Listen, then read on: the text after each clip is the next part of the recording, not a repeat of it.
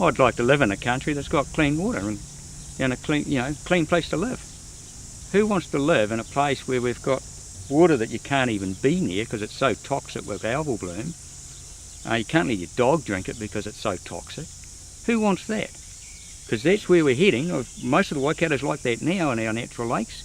Do we want to just do the rest of it, or do you want to fix it? These guys are already doing it. You can capture it while they're up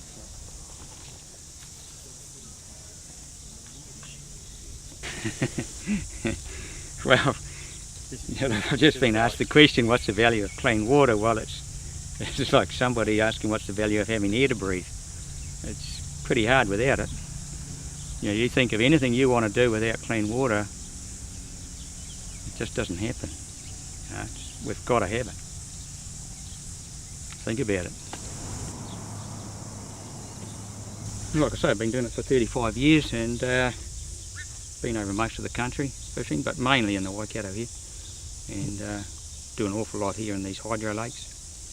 Most of the natural lakes now are so degraded through algal blooms and so on that fishing's just not viable in them. So we spend most of our time up here now.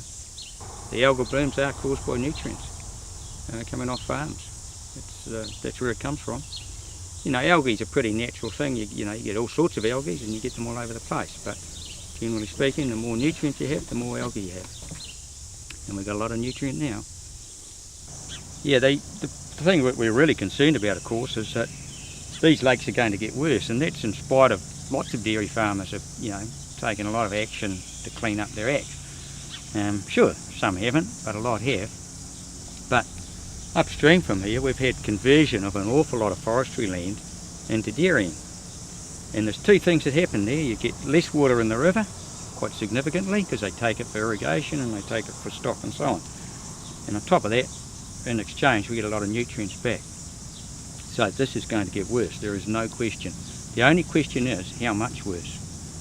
Individual dairy farms that are doing a good job are really up against it when they've been undermined by regional council. If you're going to have regulation, and you have to have good regulation, you have to equally have good enforcement, and we're not seeing that. Their compliance team has to give 2 weeks notice to a dairy farm before they inspect them. That is ridiculous. It totally undermines the regulation. This lake here supports a massive amount of rowing. It's the centrepiece of our rowing teams is based in here, in this lake. And this camp here, they run about 30,000 bed nights a year. That's just here. This is a big deal. The Karapiro is just a part of the Waikato River system. And the Waikato River system generates electricity, and it generates water supply for Auckland and Hamilton. Water quality is really, really important. We have to have it.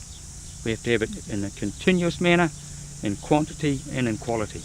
It's not a real good look for New Zealand to have our main longest river in the country polluted. That's a really bad look. And it's bad for us because we have to live here.